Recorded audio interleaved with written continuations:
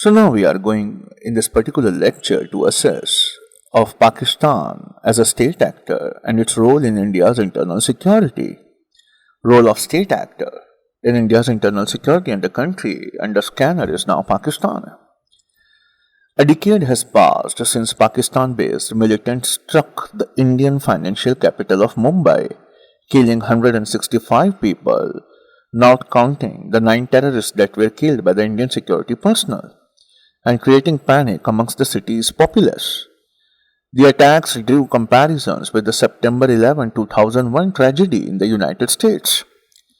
Yet the Mumbai attacks or the 26/11 for that day are not only provoked public outrage but also gave birth to the expectations that the government would finally begin to address the deep-seated systemic shortcomings in the country's security apparatuses. A decade seems like long enough. While there have been some changes, a lot remains to be unachieved. The sheer scale and audacity of the Mumbai attacks clearly set them apart from the earlier terrorist incidents in India.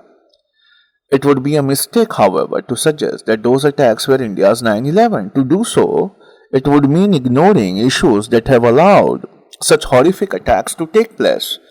To begin with, after all, the Indian Parliament, the symbol of India's sovereignty, was attacked in 2001, and India's response was ineffective then as it was after 26/11. India, in many ways, faces a unique set of challenges in dealing with terrorism. First, its very location in one of the world's most dangerous neighborhoods, South Asia. Now it has become an epicenter of external as well as internal threats. Given its undeniable structural problem, the radicalism has become widespread and a strategic arc of instability is in the making. The vast tribal areas in Pakistan, which have never been under the effective control of any Pakistani government since independence, have become a breeding ground to radicals. Driven out of Afghanistan after the US invasion and the overthrow of Taliban, the extremists have found a new haven in the Pakistani tribal belt. And it is from here they wreak havoc in Afghanistan and beyond, and their radical ideology is penetrating far and wide. India cannot expect to remain immune from such influences, though the Indian government is keen to harp on the fact that very few Indian Muslims have become radicalized. Most of the terror attacks in India in the last few years have caused backlash from the right wing ideology groups of this country. And that is the reason because of the rioting and political pressure, and because of the exploitation of the sentiments, even by the external factors. So the most important thing that we need to ask ourselves is this, that Pakistan's military intelligence complex, Pakistan's military intelligence complex, Pakistan's military intelligence complex continues to be proxy war vis-a-vis India as a legitimate tool of the state policy and an integral part of their grand strategy. This is unlikely to change in the near future, and India must brace itself for attacks on its mainland. And we must strengthen our counter-terrorism mechanism to an extent that they can't even make any plan for the attack on this very great secular country of the world. Now, the Mumbai attacks of 26/11, 2008 was a clear demonstration by the Pakistan's jihadist organizations and its military intelligence establishment's strategic culture of causing hurt and harm to India. Pakistan uses jihad conducted by subnational groups with the complete state support as an instrument that allows it to punch above its geopolitical weight.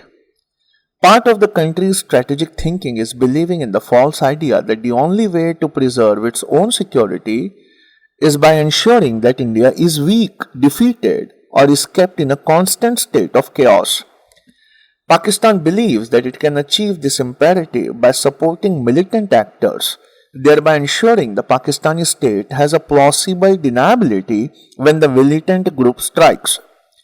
Pakistan's strategy of bleeding India by 1,000 cuts has been implemented by exploiting religious sentiments and whipping up passions on communal and sectarian lines.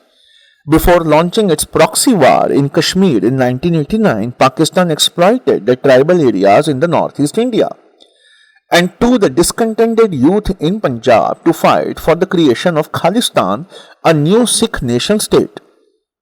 By supporting the Sikh militancy in Punjab, Pakistan hoped to tie down Indian security forces and divert them from the defense of Kashmir. When India crushed the Khalistani separatist movement, Pakistan turned its attention once again to Kashmir, fomenting instability in the state to check India's power. With the Soviet Union's invasion of Afghanistan in 1979, the ISI, Inter-Services Intelligence Agency, backed by the logistical and financial support from CIA, Central Intelligence Agency of USA and Saudi Arabia, fostered and supported Islamic militants in Afghanistan and the bordering Pakistani tribal regions to fight jihad against the Soviets. At the same time, not only did over 1 million Afghan refugees flee the fighting and cross the Durand Line into the neighboring Pakistan, but thousands of Mujahideen warriors found themselves, albeit temporarily, without a cause or enemy after their victory over the Soviets. So these Mujahideen warriors, which were not having any cause nor an enemy, the war economy of narcotics and weapons had become valuable currency in the region, and the tribal area refugee camps served as an easy recruitment ground. Empowered by their victory over a great power, Russia, with a massive regular army, the idea that the militant campaigns could defeat a strong nation gained force. Pakistan has applied the same strategic thinking when it comes to India and Afghanistan. While on the one hand, it has fueled Afghanistan's instability by providing weapons, intelligence, and protection to the Afghan Taliban and the Haqqani network, on the other hand, it has just used militant proxies to weaken India. Terror groups such as LET and JEM have been the Pakistani establishment's preferred tools towards fighting India in Kashmir. LET's agenda for wresting Kashmir from Indian control and joining it with Pakistan is compatible with the state's own strategic interest, and it has provided extensive financial, logistical, and military support to the groups over the years. For much of the 1990s, LET operations were limited to Kashmir. It was only after 2000 that LET began conducting operations in other parts of the country.